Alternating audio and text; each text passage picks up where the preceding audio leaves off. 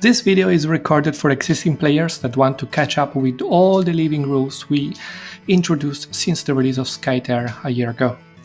If you are a new player instead, you are much better off reading the revised rulebook on our website that already include all these changes. Now let's get started.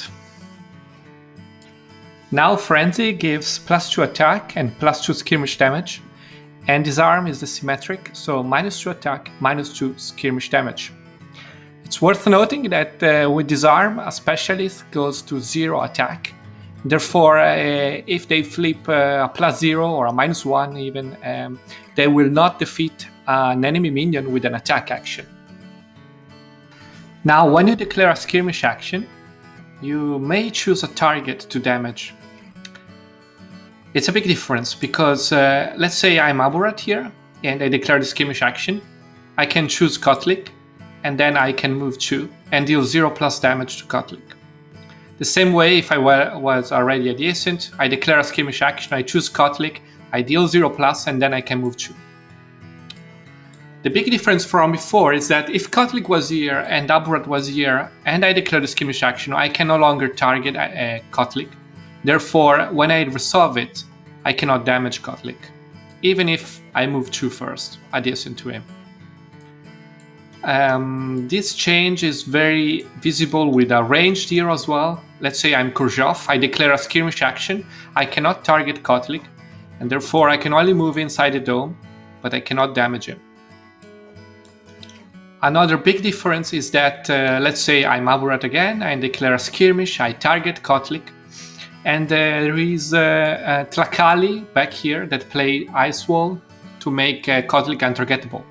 When it's time to resolve, Kotlik is no longer a legal target, and therefore the entire skirmish action fizzles, even the movement part. That's very important. Same way if Kotlik dodged away out of line of sight, when it's time to resolve, it's no longer a legal target, and therefore I stand still, I lose the skirmish. Now when you resolve a lead action, if you place the lead card from your deck blind without looking at it, you put it horizontally like this. If instead you put it from your end, you're going to put it with this layout. And this is just a reminder for you and the opponent of how you took the lead action. So we removed the maximum number of pillars in play. There's no limit anymore. And both pillars and illusions now have 1 HP and 0 armor, meaning all cards that damage enemies, like Hurricane Strike or Dragon Punch, are going to remove pillars and illusions from the battlefield. Please note that Skirmish is only damaging heroes, so you still cannot remove pillars and illusions with Skirmish action.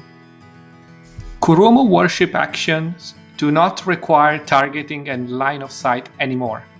So for example, if Yami declare a worship action, when it's time to resolve, you simply choose an enemy within 3 axes, even if it's across a white line or in a cover X, and then you apply mark condition to the chosen enemy, and then you trigger the skill with the worship icon next to it, Shadow of the Reaper. So for example, you place adjacent and damage the poor Kurjov over here. The Taulot Worship action do not require line of sight or targeting an X anymore. So for example, if Kotlik declare a worship action, when it's time to resolve it, you simply put a token, a pillar within 3 axes on a free X. For example, even here across a white line where you have no line of sight to. And the second change is the skills with the pillar icon next to them, they trigger even without line of sight. You just need to be within 3 axes. For example, Taulot's Blessing is going to give Kotlik +1 armor, even if he has no line of sight to the pillar, just because he is within 3 axes.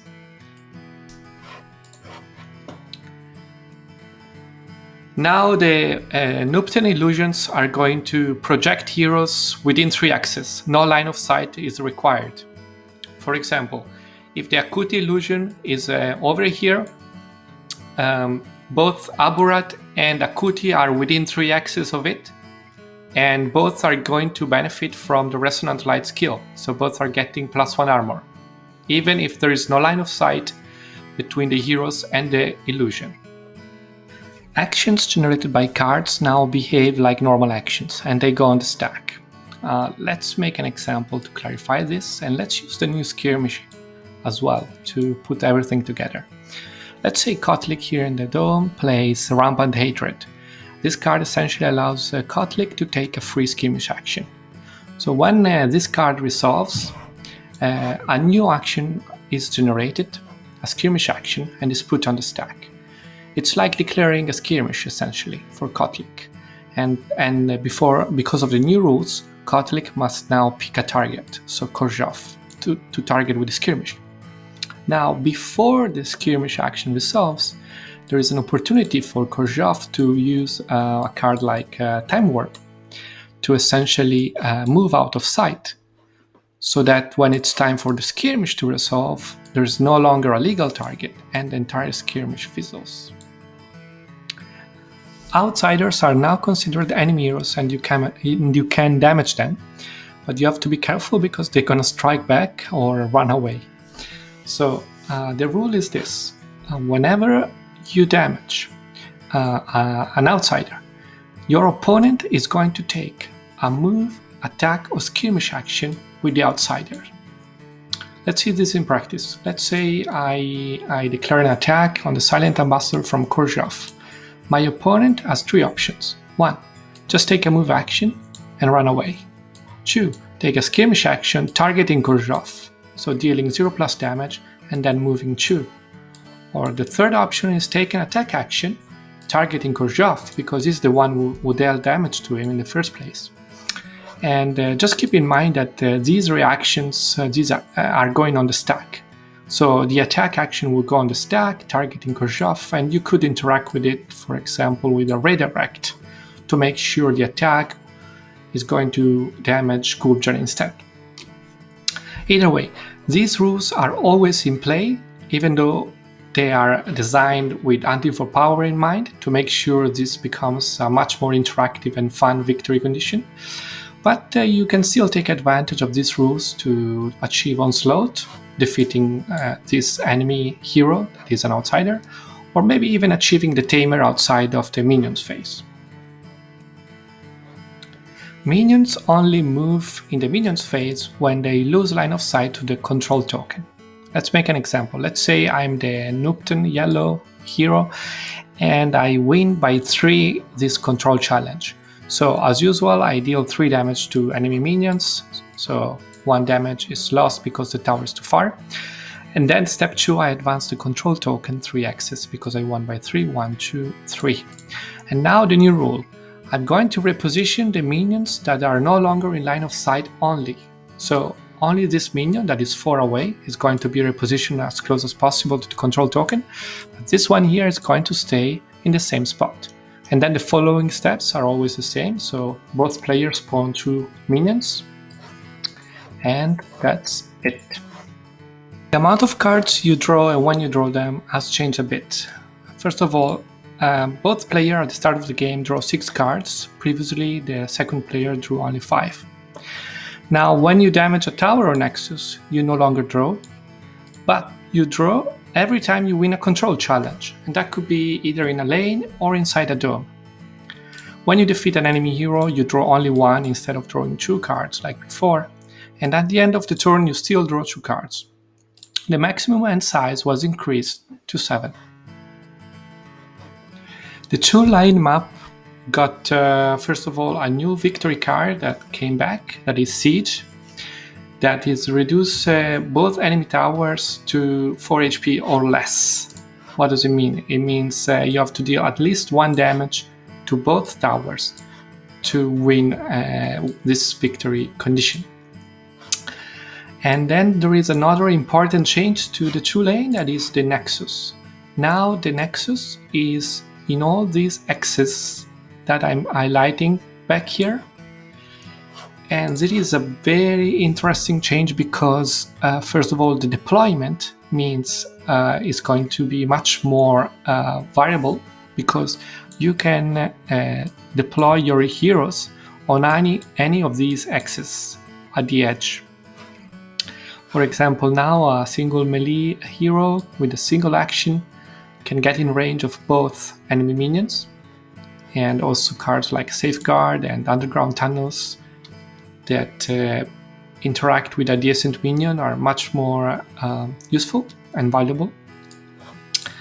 But another consequence of that is that when you're pushing and you destroy the enemy tower, the control token will no longer go toward the center, but will simply advance as close as possible to these axes that are the nexus.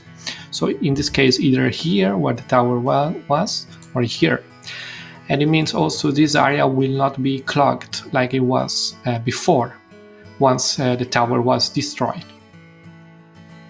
Ashen Pass, first of all, now as a single outsider, so it exactly works like in the 2-lane battlefield. But you still have 2 domes, so they both have the control token number 2, and they both contribute to the same control challenge. Another change is the respawn system. Again, we streamlined and made it more similar to the 2-lane. Let's make an example. Let's say Kichi is defeated and is currently ready. So since we are on turn 5, we're gonna put Kichi on the next turn. So when the round marker gets there, instead of respawning Kichi, because we are on Ashen Pass, we are going to respawn the reserve, so Sakoshi. Sakoshi comes in as close as possible to the nexus, and Kichi becomes the new reserve instead. Other than this change, the respawn is exactly the same as the 2-lane. The third change we made is the victory cards. Now, even this map is standardized and has 3 victory cards, same as 2-lane, and we could increase the pool of victory cards. We added Hunting for Power because it's much harder to achieve, and then we also added Obstinacy because heroes are respawning, and Skytear Master because there is only 1 dome. The deck building was streamlined as well. Now, in the competitive mode, you choose 9 cards for each hero and add the ultimate. So, for example, here you can see 3 Not So Fast, 3 Blazing Edge, 3 Unstoppable, plus the ultimate, and that's 1 hero. So you repeat that for 6 heroes, and that is essentially your deck. So when it's time to draft, you just mix together the 4 mini decks that you made for each hero, and you end up with a 40 deck card. That is the competitive method. And then we also introduced a classic method that we plan to use for a beginner-friendly tournament, where instead you prepare a finished deck of 28 cards, and then you simply draft the heroes and add their ultimates at the end to complete your deck, and then you're ready to play with a 32 cards decks. And that was all. These were all the new rules we introduced since the release of Skytear a year ago. Please don't hesitate to join us on Discord or head over to the website where you can find a written summary of all these changes, comprehensive rules, FAQ, and all that good stuff. Have a nice day, good luck, and have fun.